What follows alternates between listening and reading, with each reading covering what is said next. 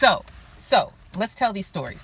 I love stories. Stories. Our life are stories. Our brains are stories. Our memories are stories. You're a story. I'm a story. We're a lot of different stories. And so there's one particular or two particular stories that we can follow when we look at these oppositions. So for context and reference, no aspect comes out of the blue. It is part of a larger cycle, a synodic cycle, or the particular aspect relationships two planets make with each other, beginning and ending with a conjunction. So when we see those red lines across the chart, we know that at some point, the two planets between which there is that red line showing an opposition, those two planets at one point were conjoined. So for this particular opposition between Mars and Gemini and Saturn and Sagittarius, which is triggered right now as the moon is in Gemini, and I believe that the moon will hit up Mars sometime tomorrow, making the trigger exact.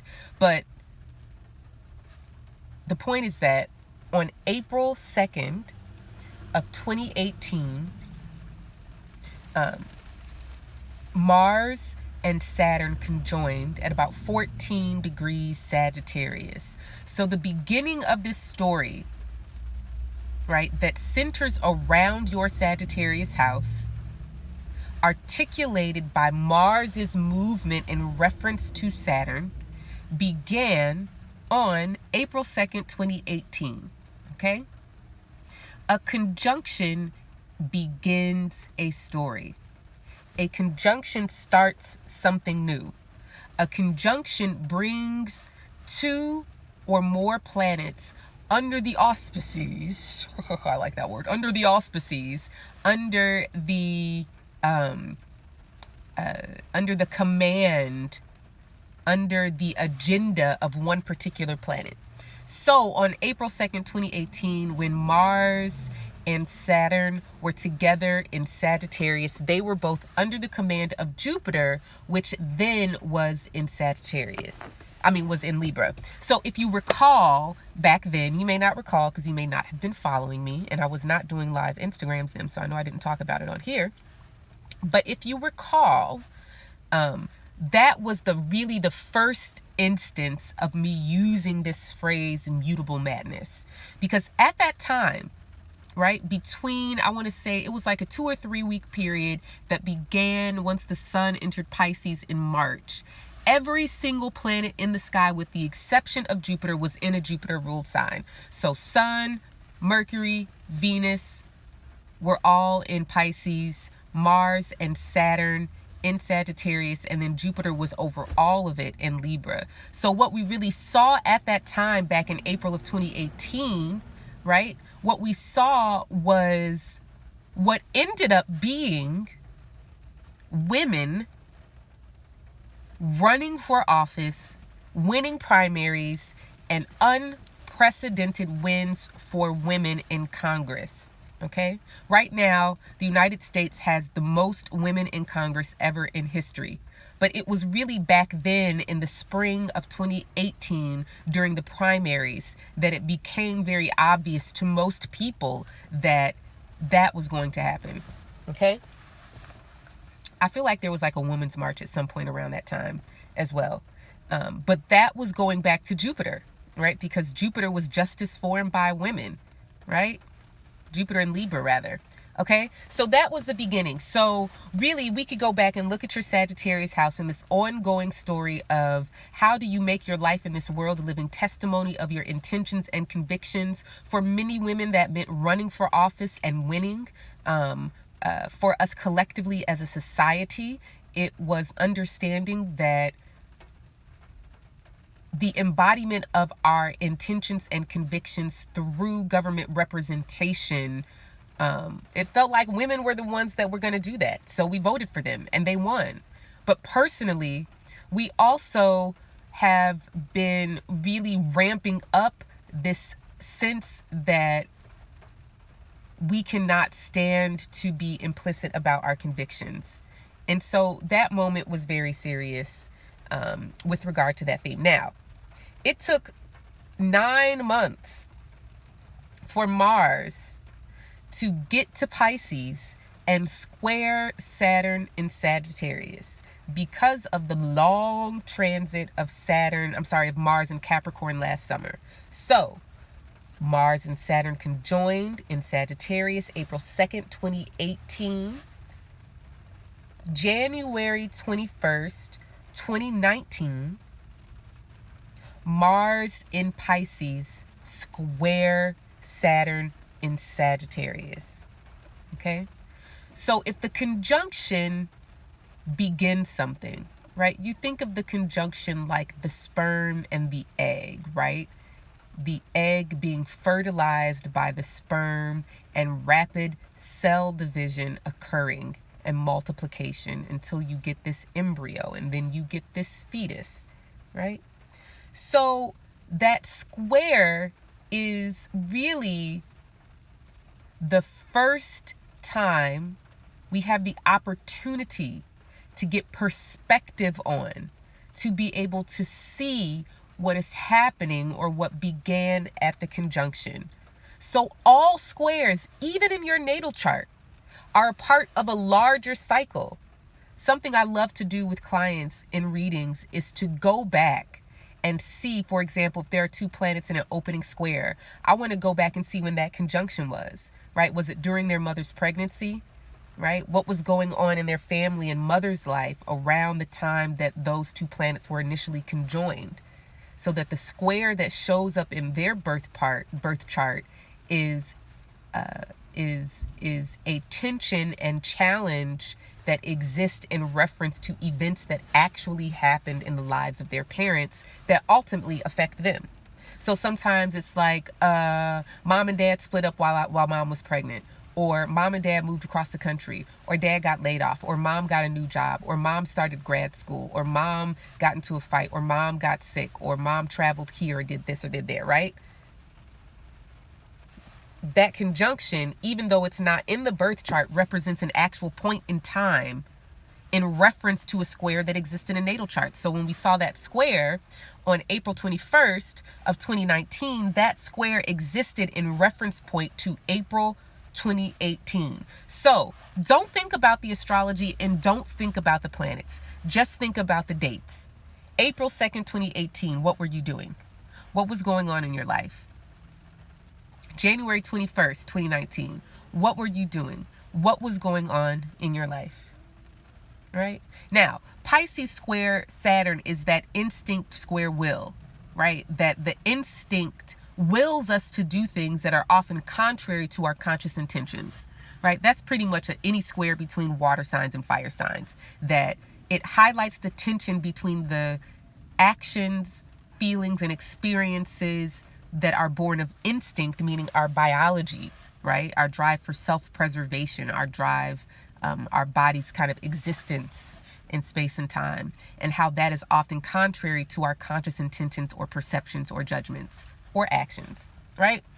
So that square really was like, first of all, Mars-Saturn squares are tough. Mars-Saturn anything is tough, because what it's saying is, even though you will yourself, Mars, to do something, even though you have the capability, even though you have the drive, even though you have the courage, even though you have the gumption or the audacity to do something, says Mars, Saturn is like, actually, you're going to do this thing, if at all, in reference point and within the context of real or perceived limits in the world. So the long-term Saturn and Sagittarius thing is saying the real or perceived limits are your convictions, are your intentions, and that you're shaping your life, yourself, your world, your home, your family, your money, your job, your mama, your daddy, your kids, your book, your music, your painting, your running, your health, your illness, your job description, your job title, your loans, your mortgages, your interdependency, the context of death, your politics, your religion, your morals, your spirituality. All of those things exist within the context of your conscious intentions and convictions. But that square from Mars was a challenge back in January. And that challenge says that your conscious intentions have to reckon with your instinctual drives.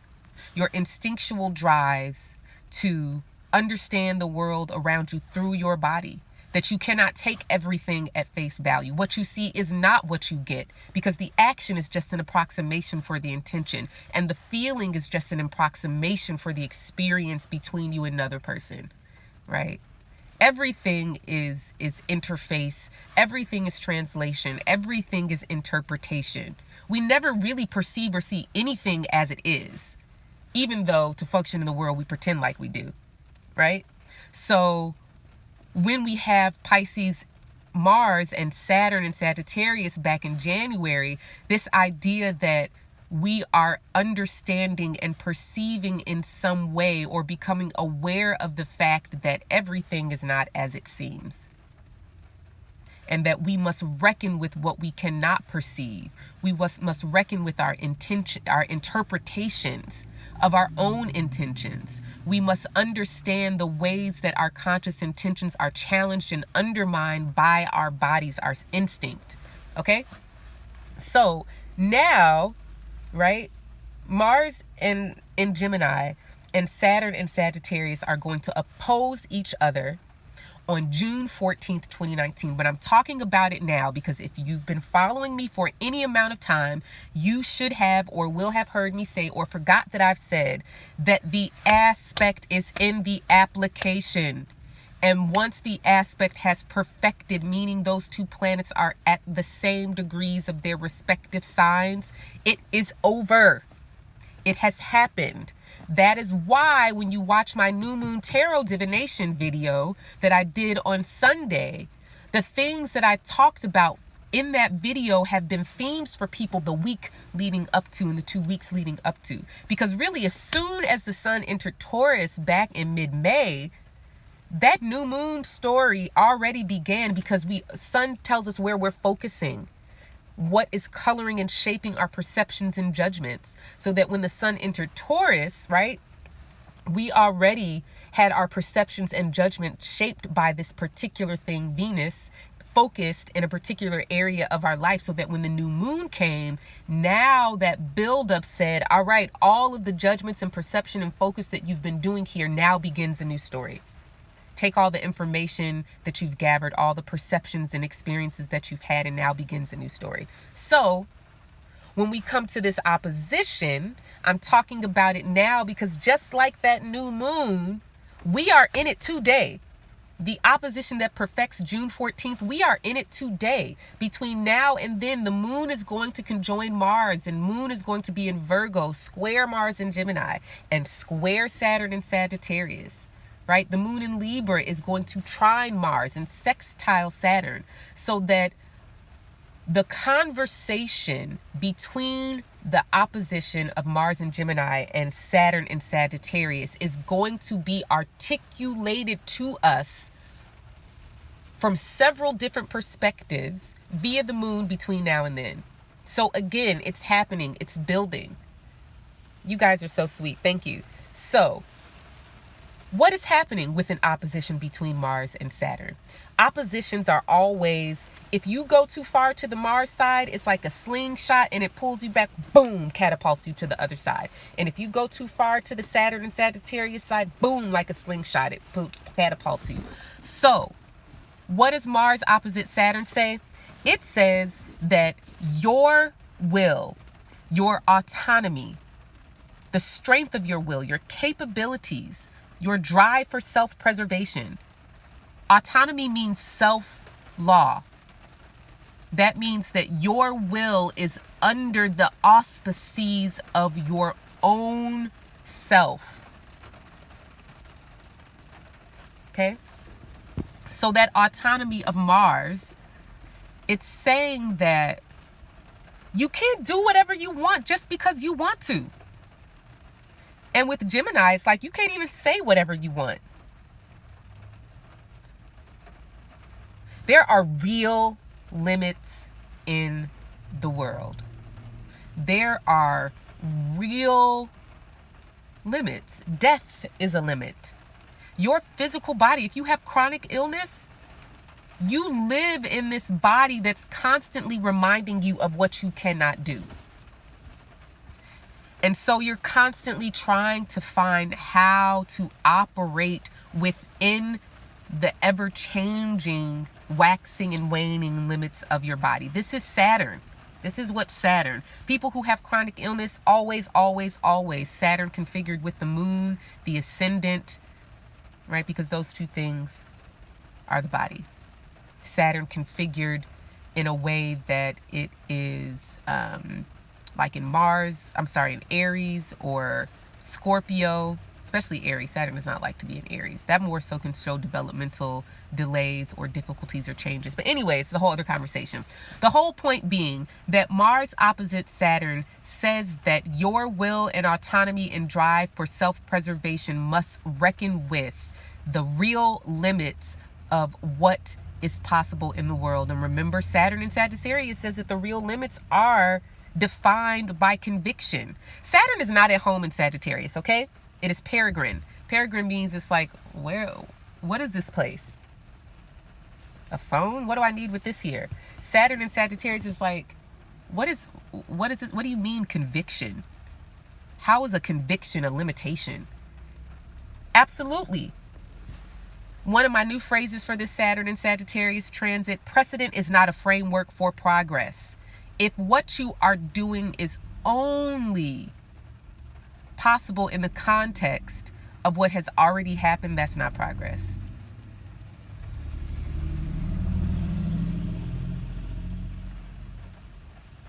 Sagittarius is about envisioning possibilities that are rooted in the conviction of the will. Envisioning possibilities that are rooted in the conviction of the will. Envision is to make an image of, to see it in your mind. And that's really what part of an intention is as well, that you're envisioning, that you're seeing the image of it. That's what's so fascinating about humans, right? That we don't exist just within material limitations. We can perceive things that we have not seen. We can see things that are not real in our world. And this is what Saturn and Sagittarius wants us to do. Your will is not real. Your will is the divine spark of life living through you. Your will is your taste of divinity that animates your body, that springs forth into consciousness. You cannot take your will outside of you and examine it and tinker with it, even though Mars and Sun and Gemini would like to do that, and Virgo.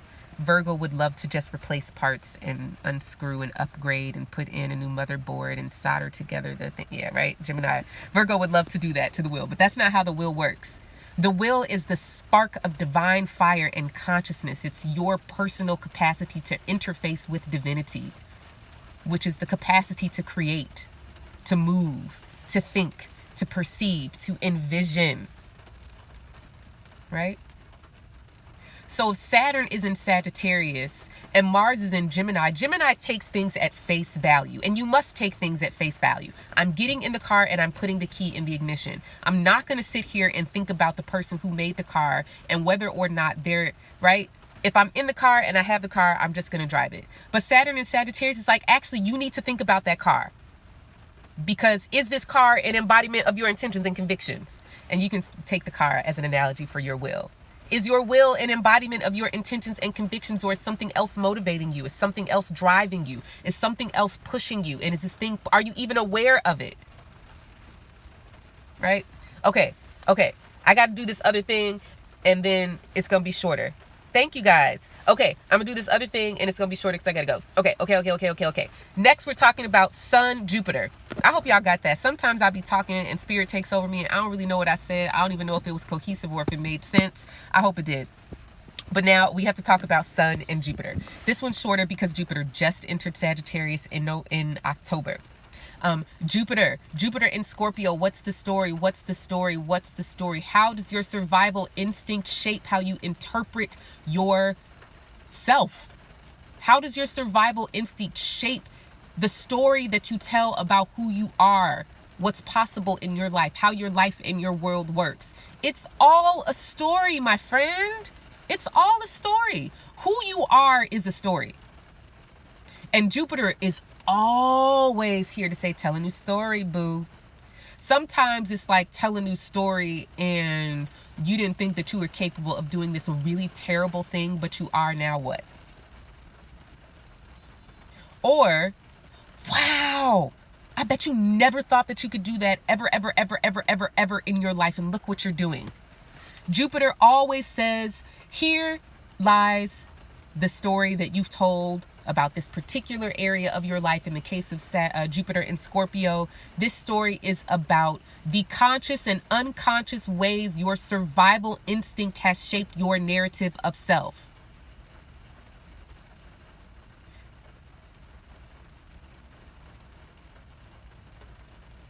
That's kind of deep. I keep coming back to how we make our trauma a lifestyle. We turn our trauma into the story of who we are.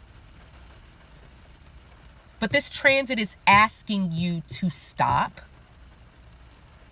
You are not independent, self-sufficient, a loner, an introvert. You are not whatever, insert whatever personality trait, quirk, temperament, whatever. That's a story. And there are real experiences that have shaped your becoming and embodying those traits.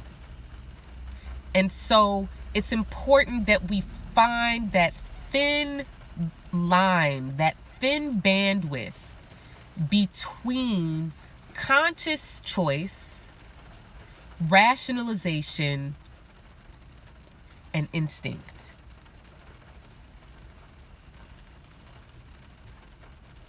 Conscious choice is the fire, rationalization is the air, and instinct is the water.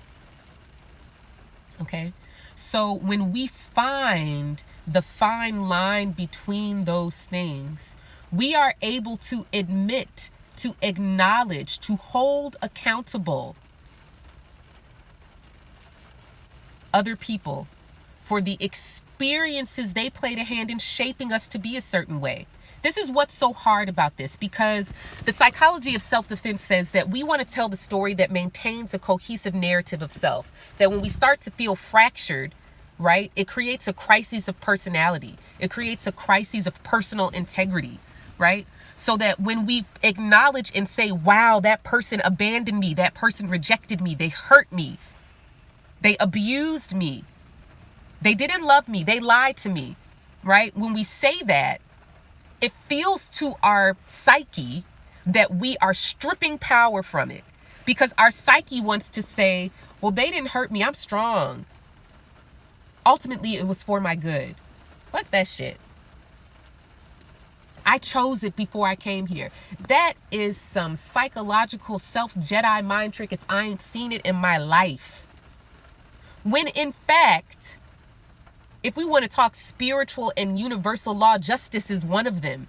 Justice cannot come without prosecution and without accountability.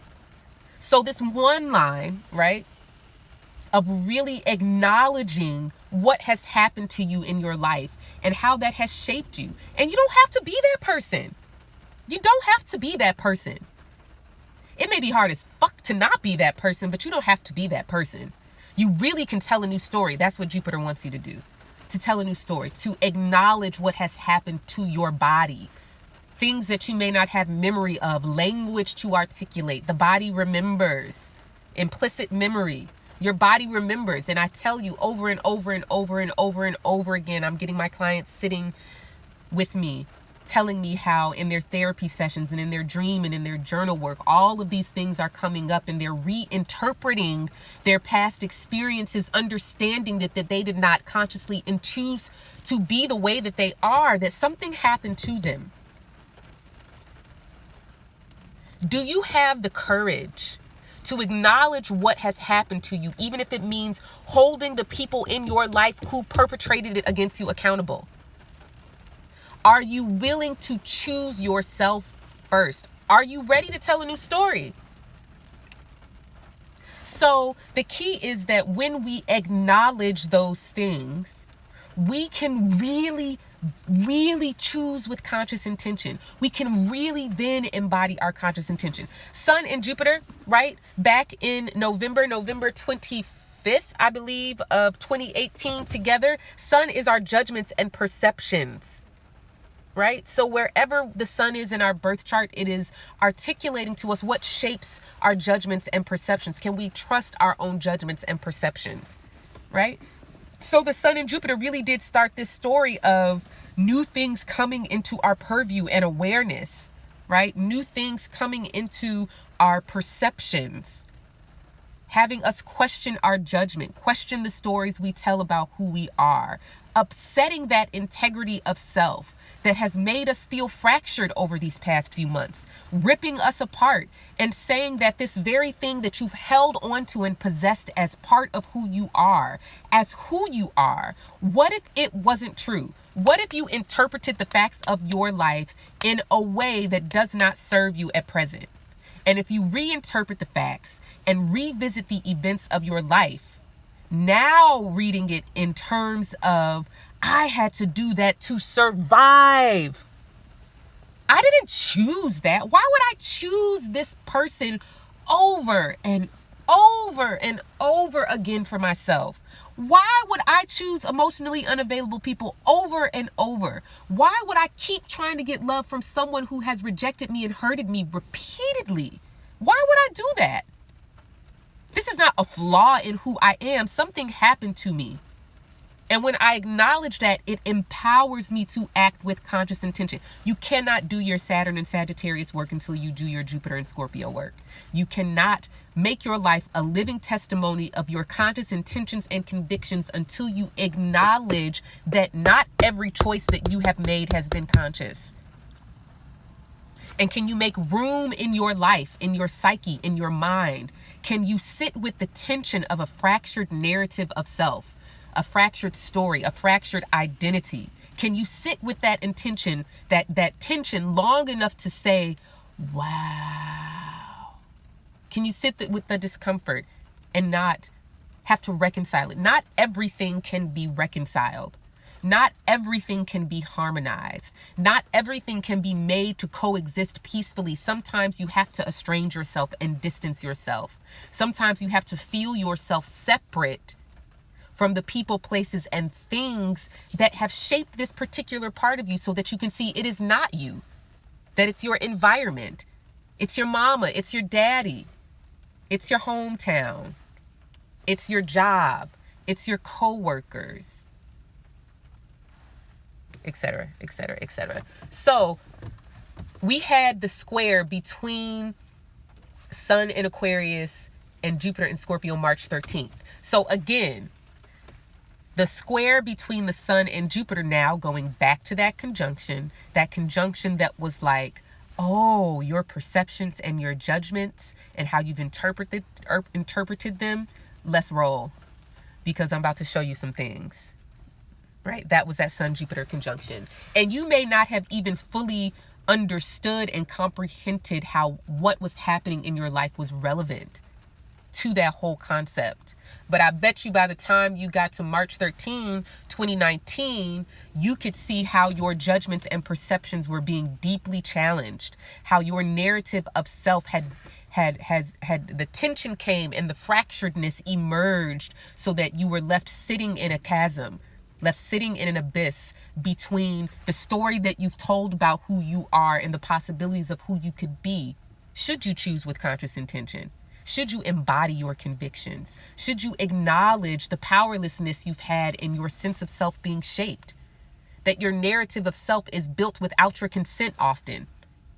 And that it is your survival instinct that hijacks your capacity to act with conscious intention, right?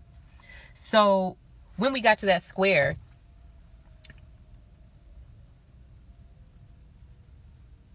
I'm hearing sirens, and I don't know if it's like a storm warning or an actual fire truck. I don't know.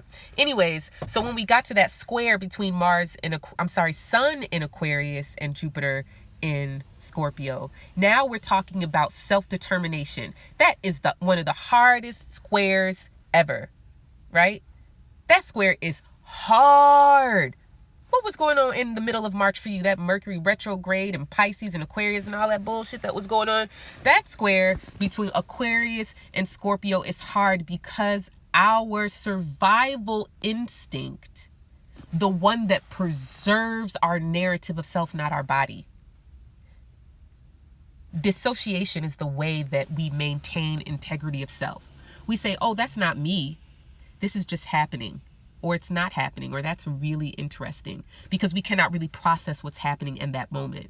So think back over your life and all of the times that you were too young, too naive, too immature, or just your survival instinct of your psyche, your sense of self, saying you maintaining your sanity is more important than ... telling the truth about what's happening to you. You maintaining your sanity. This is what the survival instinct of the psyche and our sense of self says. That your sanity, your ability to stay present and conscious, is more important than telling the truth about what has happened to you. But once we got to that square in March of 2019, you had to reckon with that tension, the ways in which your perceptions and judgments dissociated. And so now you have to tell the truth about what happened to you, because something's amiss with the square. Something's off. So there's tension here. I'm trying to dissociate from my body. I'm trying to disconnect from what's happening to my body. But Jupiter always wants you to tell the truth. And sometimes the truth is ugly. So here we are. Sun is going to oppose Jupiter Monday, the 10th. So the new moon that we experienced yesterday, Saturday, Sunday, Monday, whatever day it was, the new moon that we experienced already started triggering that opposition. I'm going to repeat it for the saints in the back and those who have joined us late after the B selection of the choir, that the aspect is in the application. And once we get to Monday, June 10th, it's too late. It has already happened. So don't look around you on June 10th for evidence of the Sun-Jupiter opposition. You need to look around you now. Ever since the Sun entered Taurus back in the middle of May, that thing was building. And now as it gets closer and closer and closer, the intensity is building again. Sun and Jupiter, your perceptions and judgments versus your interpretation. Can you believe what you see? Can you? That's what the Sun-Jupiter opposition, or any aspect between Sun and Jupiter. Can you believe what you see? Can you trust your perceptions? Can you trust your judgments? Are your judgments in alignment with your interpretation of yourself and the world around you and your experiences and the people in it? Or is something amiss? That opposition says you can't fully trust your judgments because they're shaped by something. They exist within the context of something else. And Jupiter in Scorpio is saying, boo, your survival instinct makes you do a lot of things. Things that you're not consciously choosing. You have to honor that. And that even your survival instinct shapes your narrative of self. How you identify, who you think you are. You think you're an introvert because you were born that way. No, you were just left alone all the time. Or not validated by the people around you, or not seen for who you really are. You think you're an introvert because you were born that way. You think you're an extrovert because you were born that way. When in fact, right, perhaps you were given positive reinforcement for performing. It's not bad. There's no judgment here. There's no judgment here. This is not about saying that something is wrong with you. This is not pathologizing you. This is you understanding that Saturn in Sagittarius wants you to live your intentions and convictions. You're conscious. You must Look at the world around you. Look at climate change. Look at trans Black women being murdered. Look at abortion rights and bodily autonomy for women being stripped away. You cannot afford to imply your convictions. They must be explicit. They must be lived. They must be acted upon. They must be embodied. They must be enforced. Your presence must change the atmosphere, the world around you, your life. So once we get to this opposition, though, this other narrative that is concurrent with that whole, deeply connected to that whole narrative of intentions and convictions. Sun in Taurus versus Jupiter in Scorpio. How are our perceptions and judgments shaped by our need to be validated and accepted, to assimilate and take into us that which would make us more like the world around us in our Taurus house? Versus Jupiter in Scorpio, that's saying it's time to tell a new story about who you are and what's possible in your life. Climate change. Thank you so much, K Canad. I think that's Khalil, right? This opposition is really about comfort versus survival, safety versus trust. Next year, eclipses are going to be in Scorpio and Taurus, and all of this climate change stuff is going to ramp up. Understanding that we must choose safety versus trust, survival versus thriving. Yeah, I have to go see my son dance now, but you guys, thanks for tuning in. I definitely am going to try to upload this to YouTube because I did my good preaching on today. Follow me on Twitter. Watch that new moon video. That is evergreen content that will take you into 2022, best believe. Because the Taurus Scorpio axis is just getting started, my friends. There are 3 Scorpio eclipses next year. Venus retrogrades in Taurus. I think there's 1 Taurus eclipse. I got to get my numbers right. It might be 2 Scorpio eclipses. Anyways, if you have that 2020 sidereal moon transits iCal file, it's in there. It's up in my store. You can download that. You can see where all of the eclipses are for 2020. But yeah, I feel a shando in my spirit. I grew up in the Pentecostal church, y'all. You could take me out of the church, but you can't take the church out of me. My biological lineage is full of preachers and ministers and pastors. It's just the way that it is. All right, you guys have a happy Tuesday. Yeah. Bye.